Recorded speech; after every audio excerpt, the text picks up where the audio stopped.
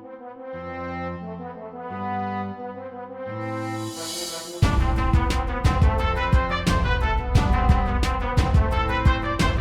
पिछले एपिसोड में हमने देखा पॉल के कारनामों के कारण एक नहीं बल्कि दो बच्चे जन्म लेते हैं। रूडियस के दूर जाने से सिल्वी बहुत दुखी होती है।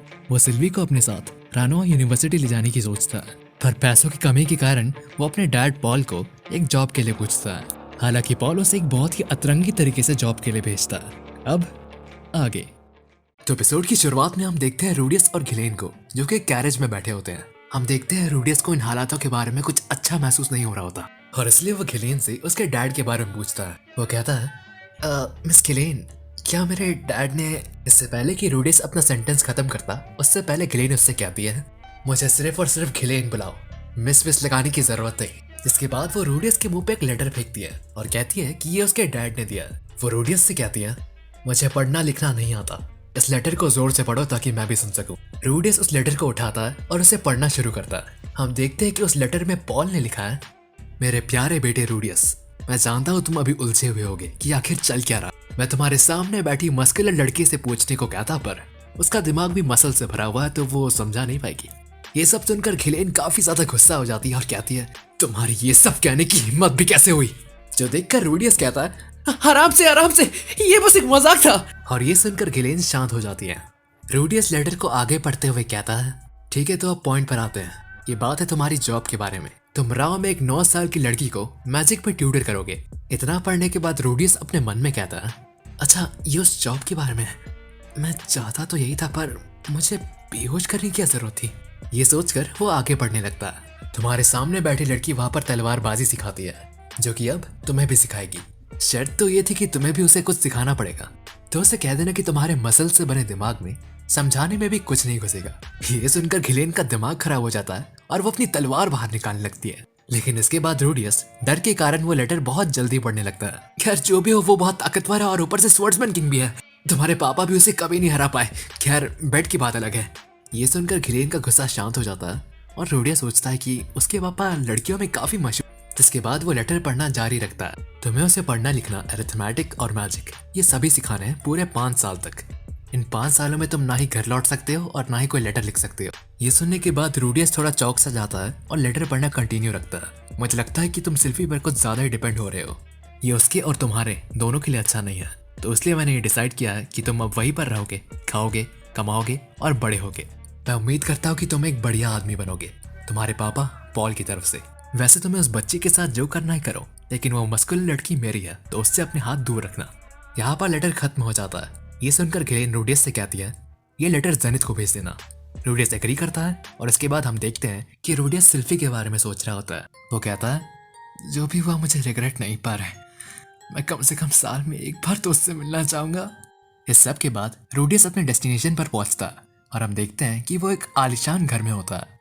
उसे काफी अच्छे से ट्रीट किया जाता है और हम देखते हैं कि वहां पर बहुत सारी बीस्ट वुमेन होती है। रूडियस उन सब चीजों को देख ही रहा होता है कि तभी वहां पर एक आदमी आता है। जिसे देखकर रूडियस उसे झुककर अपना नाम बताता है। लेकिन वो बंदा रूडियस से कहता है कि आगे से तुम किसी को अपनी ग्रीटिंग दो तो कुछ इस तरह करना। उसके बाद रूडियस उसे उसके तरीके से करके दिखाता है। वो आदमी रूडियस को अप्रिशिएट करता है और अपना नाम फिलिप्स बोरियस ग्रे रेड बताता है और इसी के साथ ये बताता है कि वो पॉल का कजिन है और इस टाउन का मेयर भी। इन सब के बाद वो रूडियस से पूछता है कि पॉल ने उसे क्या क्या बताया। रूडियस जवाब में कहता है, उन्होंने मुझे बताया कि मुझे एक 9 साल की लेडी को मैजिक सिखाना है और पढ़ाई लिखाई भी। इसके बदले में आप मुझे मैजिक यूनिवर्सिटी की फीस में मदद करें। ये सब सुनकर फिलिप्स कहता है, ये पॉल बिल्कुल नहीं बदला। एंड इसके बाद वो रूडियस को कहता है कि चलो सबसे पहले मैं तुम्हें अपनी बेटी से मिलाता हूँ। इसके बाद सीन चेंज होता है और हमें दिखाया जाता है कि रूडियस जो कि फिलिप्स के साथ कहीं जा रहा होता है। इसी बीच फिलिप्स रूडियस से कहता है, तुम अपनी एज के हिसाब से काफी ज्यादा टैलेंटेड हो। ये सुनकर रूडियस कहता है, इसका श्रेय मेरे मास्टर को जाता है। फिलिप्स कहता है कि तुम काफी चालाक भी हो, मुझे डर है कि तुम कहीं मेरी प्यारी परी को फंसा न लो। रूडियस कहता है, आप जानते हैं ना मैं बस 7 साल का हूँ। इन सब के बाद वो लोग एक रूम के आगे पहुंचते हैं, जहाँ आने के बाद फिलिप्स रूडियस को कहता है कि मेरी बेटी थोड़ी सेल्फिश है, वो कुछ गिने चुने लोगों को छोड़कर किसी से बात नहीं करती। गेट खोलकर वो उसकी बेटी से कहता है, एरिस मैं तुम्हारे लिए एक नया टीचर लाया हूँ। और इसके बाद हमें दिखाया जाता है कि एरिस जिसके बाल, आँख सब कुछ लाल है। रूडियस उसे देखकर कहता है, मेरा पूरा शरीर इस वक्त रेड सिग्नल दे रहा है।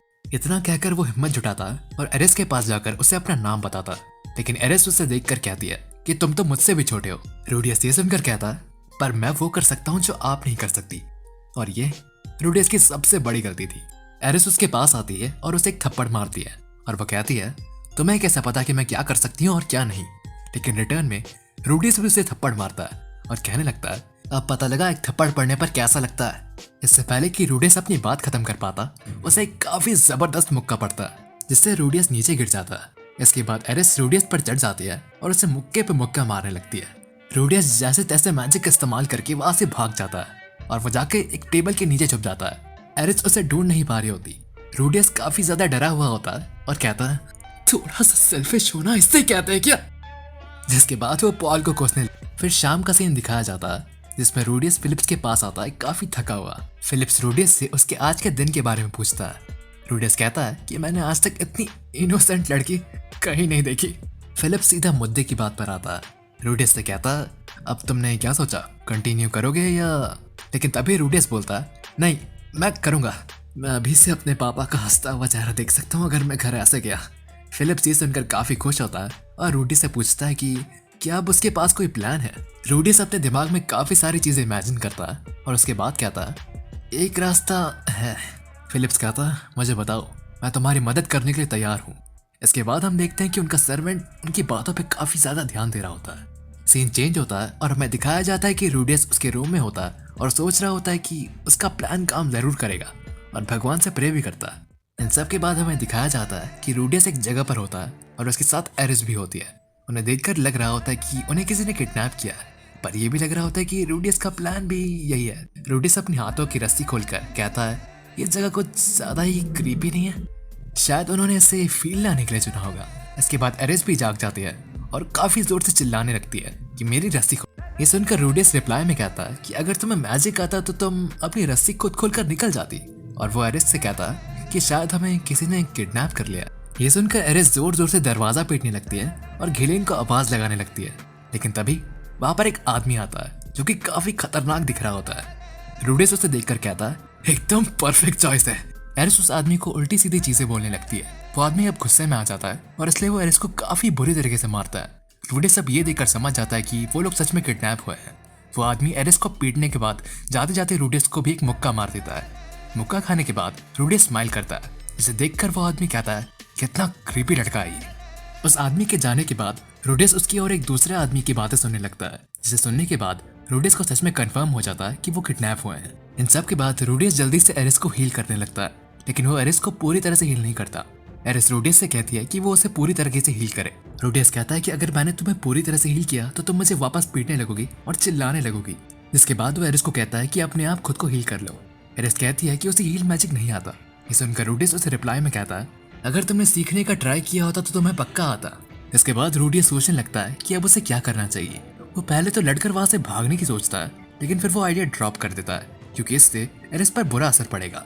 इसलिए रूडियस वहां की विंडो को तोड़कर वहां से भागने की सोचता है और वो यही करता है। रूडियस को वहां से जाते देख एरिस कहती है कि वो उसे भी ले जाए और ये सब शोर सुनकर वहां पर वो आदमी फिर से आ जाते हैं। रूडियस अपने मैजिक से गेट ब्लॉक कर देता है और वो एरिस से कहता है कि अगर तुम आज से ऊंची आवाज में बात नहीं करोगी और अपना वायलेंट बिहेवियर भी कम कर दोगी तो मैं तुम्हें यहाँ से बचा लूंगा। एरिस कुछ कहते नहीं, लेकिन वो आदमी काफी जोर से गेट पटकने लगता है। वो गेट ऑलमोस्ट टूटने ही वाला होता है, लेकिन तभी वहां पर एक दूसरा आदमी आकर उस गेट को अपनी स्वॉर्ड से खत्म कर देता है। लेकिन अंदर आकर वो देखता है कि वहां पर कोई भी नहीं है। इसके बाद अगला सीन दिखाया जाता है जहाँ पे रूडियस और एरिस उसी टाउन में कहीं छुपे हुए हैं। रूडियस एरिस को हील कर रहा होता है और वो उसे कम्प्लीटली हील भी कर देता है। हील हो जाने के बाद एरिस वापस से थोड़ा चिल्लाने लगती है, जो सुनकर रूडियस डर जाता है और एरिस से कहता है तुमने वादा किया था तुम चिल्लाओगी नहीं।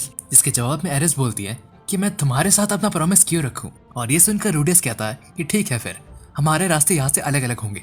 और ये कहकर वो वहां से चला जाता है। कुछ समय बाद एरिस को वापस उन्हीं आदमियों की आवाजें आती है, जिन्हें सुनकर वो वापस रूडियस के पास चली जाती है। रूडियस उसे देखकर कहता है अब तुम यहाँ क्यों आ गई, तुम तो अपना प्रॉमिस तोड़ने वाली थी ना। जिसके बाद एरिस कहती है कि अब वो ऐसा नहीं करेगी। रूडियस कहता है तो ठीक है, मेरे पीछे आओ। रूडियस एक जगह पर पहुंचता है और वहां किसी वुडन बोर्ड को पढ़कर कहता है ये शायद रोआ टाउन के पीछे कोई जगह है। एरिस कहती है कि मैं ये पढ़ नहीं सकती। रूडियस जवाब देते हुए कहता है तुम ये पढ़ पाती अगर तुमने पढ़ाई करी होती। जिसके बाद वो अरिथमेटिक के फायदे बताता है। वो लोग एक कार्ट में बैठ जाते हैं जो कि रोआ टाउन जा रही होती है। कुछ समय तक ट्रैवल करने के बाद उनके बगल से 2-3 लोग घोड़े पर निकलते हैं। जैसे तैसे करके वो लोग रोआ टाउन पहुंचते हैं और वो दोनों काफी खुश होते हैं। अब एरिस को नींद भी आने लगती है, जिससे पता लगता है कि वो अब सेफ फील कर रही थी। उन्हें वहां पर उनका सर्वेंट भी दिखता है, जिसे देखकर वो और भी ज्यादा खुश हो जाते हैं। रोडियस और एरिस उसके पास जाने लगते हैं, लेकिन तभी बीच रास्ते में कोई एरिस को पकड़ कर ले जाता है। रोडियस से देख लेता है और जल्दी से उनके पीछे जाने लगता है। रोडियस मैजिक की मदद से सामने एक बड़ी सी वॉल खड़ी कर लेता है। इसके बाद वो अपने हाथ में एक फायर बॉल बनाता है और कहता है कि मुझे वो लड़की वापस करो। पीछे से वो सर्वेंट कहता है, तुम्हारे पास काफी अच्छी मैजिक स्किल्स हैं, तुम हमारे साथ क्यों नहीं मिल जाते? फिक्र मत करो, तुम्हें तुम्हारा हिस्सा भी मिल जाएगा। ये सुनकर रोडियस कहता है, तुम मुझे कितना दोगे? जिसके जवाब में वो सर्वेंट कहता है, 100 गोल्ड कॉइन्स कैसे रहेंगे? ये सुनकर रोडियस पूछता है, क्या ये मैजिक यूनिवर्सिटी में 2 लोगों की फीस के लिए काफी होगा? सर्वेंट हंसते हुए कहता है, 2 लोगों के लिए तुम पूरे 10 लोगों की फीस भर सकते हो उससे। इस बच्ची ने मुझे काफी परेशान किया और अगर तुम इसके ट्यूटर बन गए तो ये तुम्हें भी परेशान करेगी। इसके बाद वो दूसरा आदमी रोडियस से कहता है, तुम भले ही बच्चे हो पर पैसे की अहमियत समझते हो, क्यों है ना? रोडियस अपनी पास्ट लाइफ को याद करता है कि कैसे उसने अपनी पूरी जिंदगी सिर्फ गेम्स खेलने में निकाल दी थी। पैसों से आज तक उसे कोई फर्क नहीं पड़ता था। रोडियस ये सब सोचते समय बहुत शांत था, इसलिए एरिस को लगता है कि वो उनके साथ मिल गया। लेकिन फिर हम देखते हैं कि रोडियस उसके फायर बॉल को आसमान में शूट करता है, जो कि एक फायरवर्क की तरह लगता है। उसकी रोशनी से वो सर्वेंट और वो आदमी दोनों ही थोड़ी देर के लिए कुछ नहीं देख पाते और इसका फायदा उठाते हुए रोडियस एरिस को छीन लेता है और उन पर काउंटर अटैक करता है। वो मौका देखकर उन पर अचानक से फायरबॉल से अटैक करता है और उसे लगता है कि वो जीत गया। लेकिन तभी वो आदमी रोडियस के फायरबॉल्स को काट कर उसकी तरफ अपनी स्वॉर्ड फेंकता है। रोडियस को याद आता है कि पॉल ने उसे एक स्वॉर्ड स्टाइल के बारे में बताया था, जिसमें स्वॉर्ड को फेंका जाता है। अब रोडियस को लग रहा होता है कि वो गया, लेकिन तभी वहां पर कोई आता है और जल्दी से उस स्वॉर्ड को तोड़ देता है। हमें पता लगता है कि वो घिलेन है और वो सारे आदमी को पलक झपकते ही खत्म कर देती है। रोडियस उस खून को देखकर जरा सहम सा जाता है। घिलेन उसे आवाज लगाती है, जिसके बाद उसे होश आता है। वो उससे पूछती है, क्या वो दुश्मन इतने ही थे? रोडियस हाँ कहता है और साथ में थैंक्स भी। घिलेन उस फायरवर्क के बारे में बताती है, जिसे देखकर वो यहाँ आई, लेकिन रोडियस बस उस खून को देख रहा होता है। इन सब के बाद हमें सुबह का सीन दिखाया जाता है। रोडियस, एरिस और घिलेन रोआ टाउन पहुंच जाते हैं। वहाँ फिलिप्स आता है और उनकी ऐसी हालत देखकर रोडियस से कहता है, वहाँ पर क्या हुआ था? लेकिन तभी घिलेन उस सर्वेंट को वहाँ पटकती है, जिसे देखकर फिलिप्स सब समझ जाता है। रोडियस सोच रहा होता है कि क्या मैं फेल हो चुका हूँ? मैं मौत के मुंह से निकल के आया हूँ और आखिर में मैं बस घिलेन की वजह से बचा हूँ। ये कहकर वो वहाँ से जाने लगता है, लेकिन तभी एरिस कहती है, रुको, तुम मुझे एरिस बुला सकते हो, मैं तुम्हें स्पेशली अलाउ करती हूँ। ये सुनकर रोडियस खुश होता है और एरिस को थैंक्स कहता है।